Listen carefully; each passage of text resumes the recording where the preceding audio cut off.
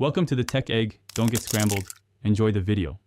You start by confirming your Android version and that you have enough storage. This prevents extraction errors. Next, install a capable app like Files by Google or Z-Archiver if you don't already have one. Once done, open your file manager and navigate to the folder holding the zip, downloads, a cloud-synced folder, or a USB storage path. You want the zip visible so you can tap it. This first step gets you into the archive. You now preview the archive to decide what to extract. Tap the zip. Many managers show a quick list so you can inspect file names, sizes, and any nested folders. If you need to view a file directly, choose Open with and pick an appropriate viewer: PDF Reader for PDFs, Image Viewer for JPGs.